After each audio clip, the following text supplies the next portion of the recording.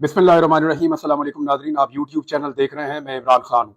मैंने जो आखिरी वीलॉग किया था वो 10 मई 2023 को किया था और आज जो है वो 30 जनवरी 2024 है।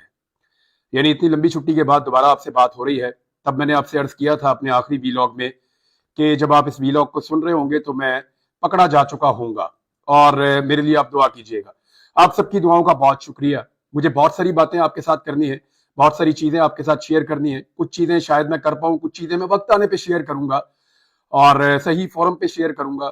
लेकिन आगे बढ़ना चाहिए और हमें अभी इस वक्त जरूरत है अपडेट करने की। मैं आप सबसे मादरत चाहता हूं कि एक बड़ी लंबी छुट्टी थी, बहुत सारा काम मैं नहीं कर पाया। स्पेशली मुझे अफसोस रहेगा कि जो कुछ फलस्तीन में हुआ, गजा में, उसको मैं रिपोर्ट नहीं कर पाया। मैंने और दोस्तों को भी कहा, उसका मुझे बहुत दुख है और इंशाल्लाह आने वाले दिनों में मैं रिपोर्ट करूंगा।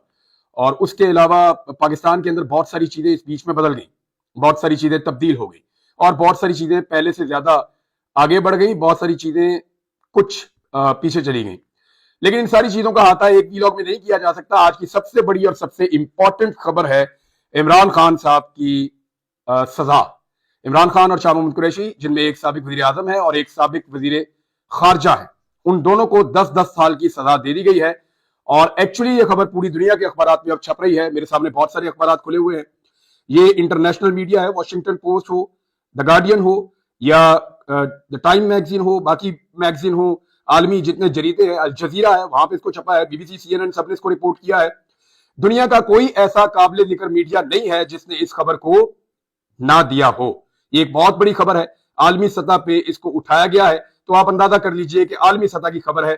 इमरान खान को सजा हो जाना ये कोई छोटी बात नहीं है। पाकिस्तान तहरीक इंसाफ के बानी चेयरमैन और पाकिस्तान तहरीक इंसाफ के सरबराह साबिक वजीर आजम इमरान खान साहब को साइफर के केस में सजा दी गई। ये साइफर क्या है, इसका केस कैसे बना, इस केस का ट्रायल कैसे चला, इमरान खान साहब को किन हालात में सजा दी गई, इसके बारे में मैंने बात की है कुछ उन सहाफियों से भी। एक तो मैंने सारी टाइमलाइन इकट्ठी की है, मैं इस पे पहले भी काम करता रहा हूं, और मैंने कुछ सहाफियों से बात की है जिनमें एहतशाम अब्बासी साहब और साकिब बशीर साहब का खास तौर पर मैं नाम लेना चाहूंगा। और इनसे जो मैंने इंफॉर्मेशन कलेक्ट की, क्योंकि ये उस हेयरिंग में मौजूद थे, ये वो तमाम चीजें सुन रहे थे, ये उन तमाम चीजों का जायजा ले रहे थे और उन तमाम चीजों को रिपोर्ट कर रहे थे। तो जो चीजें मैं आपको बताऊंगा उसमें इन दोनों का खुसूसी तौर पे मैं शुक्रिया अदा करता हूं। खास तौर पे मैंने कुछ वकला से भी बात की है, कुछ दीगर लोगों से बात की है, तो बहुत सारी चीजें बड़ी क्लैरिटी के साथ मैं आपके सामने रखता हूं। साइफर एक्चुअली एक ऐसे डॉक्यूमेंट को कहते हैं जो एक कन्वर्सेशन होती है दो मुल्कों के दरमियान, और उसको खास किस्म के कोड्स होते हैं जिनके जरिए से इसको लिखा जाता है, साइफर। और इसको डी कोड भी किया जा सकता है। डी कोड कर इसके लिए बाकायदा एक अमला मौजूद होता है वजारत खारजा के अंदर। लगभग दर्जनों की तादाद में इन लोगों की अपॉइंटमेंट्स होती है। ये 16वें ग्रेड या उससे ऊपर के ऑफिसर होते हैं जो इसको डी कोड कर सकते हैं। दो मुल्कों के दरमियान जो बातचीत होती है उसको जब लिखा जाता है तो एक कोड लैंग्वेज है जिसके अंदर लिखा जाता है। वो जो डॉक्यूमेंट है उसको साइफर कहते हैं।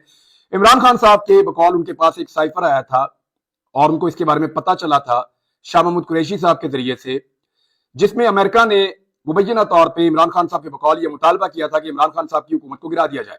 नंबर एक ये बात की गई थी। नंबर दो ये बात की गई थी कि जो ताल्लुकात रूस के साथ इमरान खान साहब के बन रहे हैं उस पर एक एतराज था।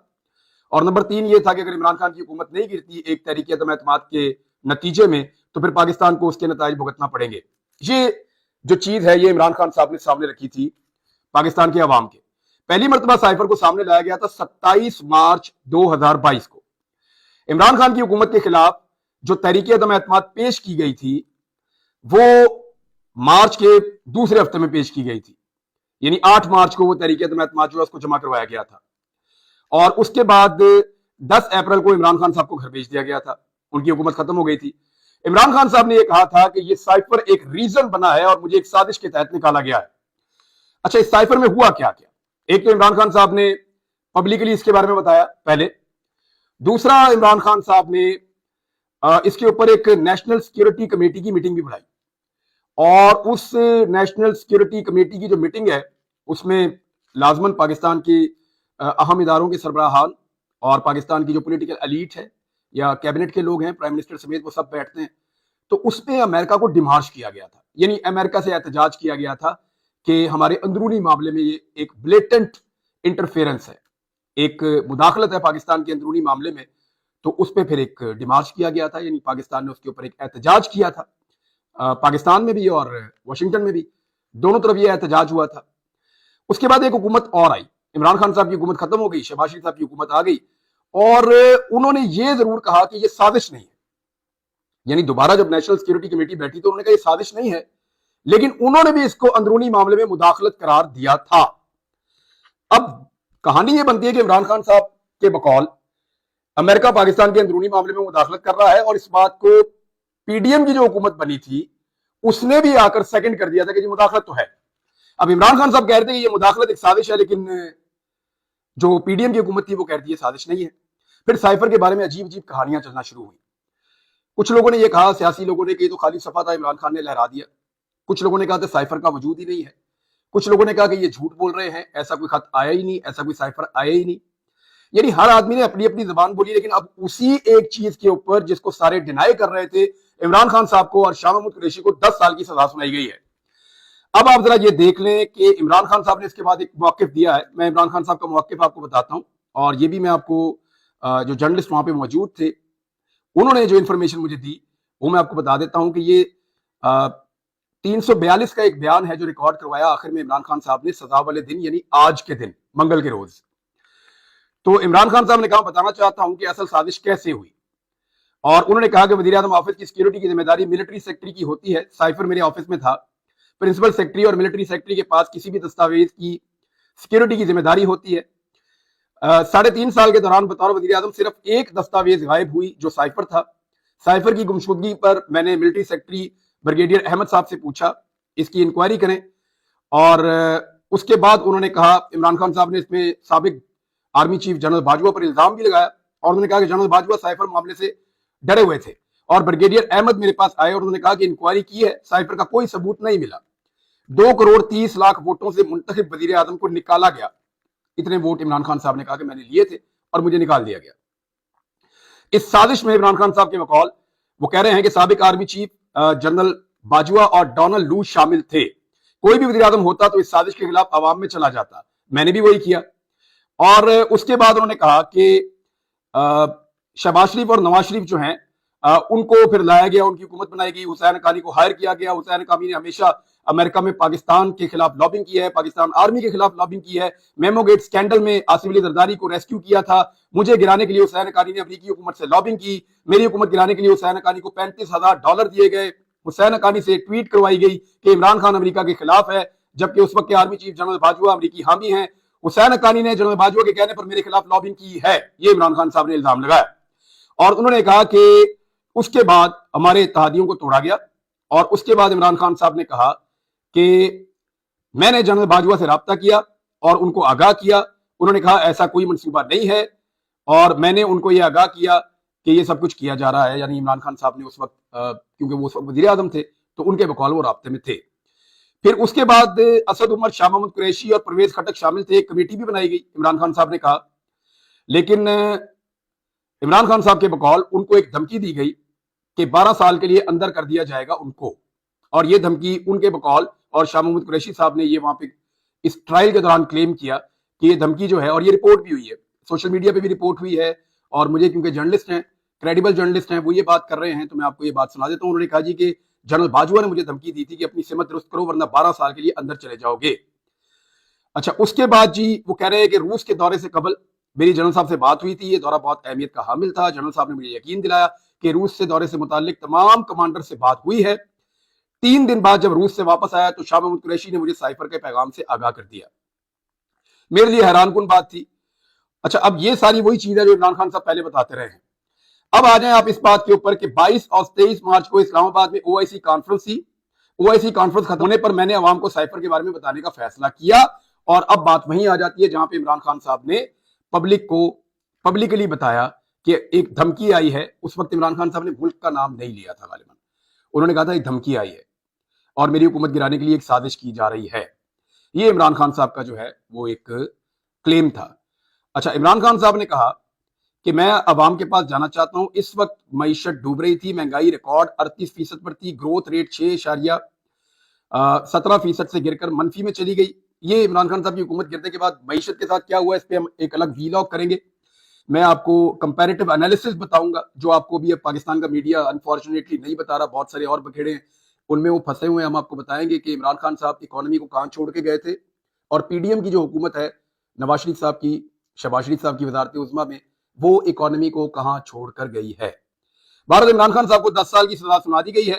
یہ سزا کس طریقے سے سنائی گئی، اس پہ جب میں نے فیکٹس اکٹھے کیے تو کچھ حیرت انگیز چیزیں ہیں جو میرے سامنے آئی. ایک تو یہ ہے کہ 15 اگست کو عمران خان صاحب کو جب گرفتار کیا گیا تو 5 اگست کو وہ گرفتار ہوئے، اور اس کے بعد عمران خان صاحب کی گرفتاری ڈال دی گئی سائفر کیس میں بھی. ان کو گرفتار کیا گیا تھا توشہ خانہ کیس میں. جب توشہ خانہ کیس میں ضمانت ہوئی عمران خان صاحب کی، تب معلوم ہوا اگست کے بالکل آخر میں کہ ایکچولی عمران خان صاحب کی گرفتاری ڈلی ہوئی ہے پہلے سے ہی سائفر والے مقدمے میں بھی. اور اس کے بعد عمران خان صاحب کا ٹرائل شروع ہوتا ہے. پہلے یہ ٹرائل جو ہے اس کو ان کیمرہ رکھا جاتا ہے، اور اس ٹرائل کے اندر جس طرح سے جیل میں ٹرائل ہوا اس کو چیلنج کیا گیا ہائی کورٹ کے اندر. ہائی کورٹ نے کہا کہ جیل میں ٹرائل جو بھی ہوا ہے 29 اگست سے 21 نومبر تک اس کو کالعدم قرار دیا جاتا ہے، اس لیے کہ وہ انصاف کے تقاضوں کے مطابق نہیں ہوا، جو ڈیو پروسیس ہے لا کا اس کے مطابق نہیں ہوا، وہ کالعدم ہو گیا. اور اس کے بعد دوبارہ ہائی کورٹ نے ایک مرتبہ پھر یہ حکم دیا کہ جو 13 دسمبر کے بعد سے لے کر 9 گواہان کے بیانات قلم بند کیے گئے تھے یا ان کے بیانات لیے گئے تھے، وہ بیان بھی کالعدم قرار دے دیے ہائی کورٹ نے. اور وہ اس لیے دے دیے کہ وہ بھی ان کیمرہ کیے جا رہے تھے، تو اس کی کوئی گنجائش نہیں ہے. ایک اوپن ٹرائل کا کہا گیا کہ اوپن ٹرائل کیا جائے عمران خان صاحب کا.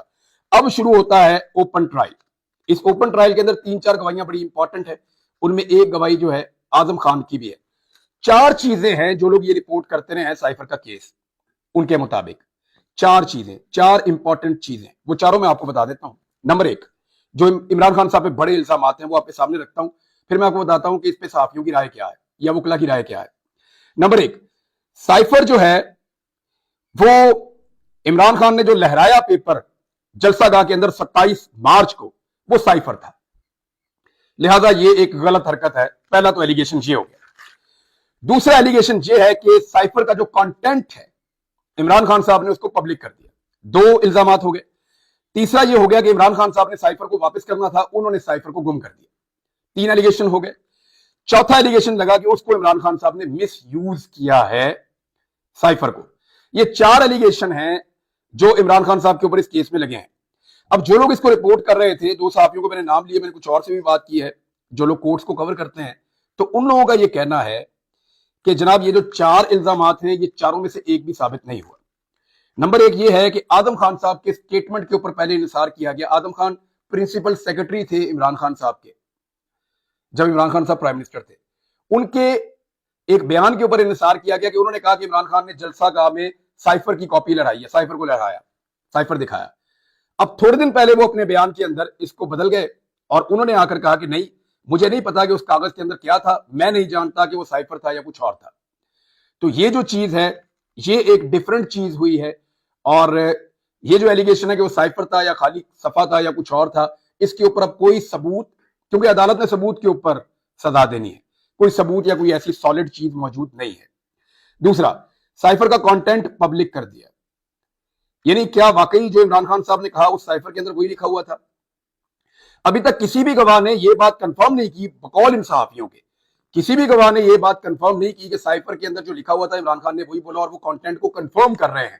کیونکہ کانٹینٹ کنفرم ہوگا تب یہ ڈیٹرمن ہوگا کہ عمران خان نے وہی کانٹینٹ پبلک کیا یا نہیں کیا.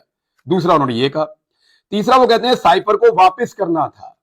تو عمران خان صاحب نے اس کا ایک جواب دیا، وہ میں نے آپ کو بھی بتا دیا. انہوں نے کہا کہ میری ذمہ داری نہیں تھی، میرے آفس کے اندر جو سٹاف موجود تھا، چاہے وہ پرنسپل سیکرٹری ہیں چاہے وہ ایم ایس ہیں، یہ ان کی رسپانسبلٹی تھی اور انہوں نے دیکھنا تھا ڈاکومنٹس کے حوالے سے. اور یہ ایک ہی ڈاکومنٹ ہے جو 3.5 سال کے اندر مس پلیس ہوا، اس کے علاوہ اور کچھ نہیں ہوا. تو مس یوز سائفر کا تو تبھی ہوتا جب یہ اوپر والے آپ کے چیزیں جو ہیں یہ درست ثابت ہو جاتی. تو یہ چاروں ایلیگیشنز ہیں. جو لوگ اس کو رپورٹ کرتے ہیں انہوں نے کہا بہت عجیب لگا.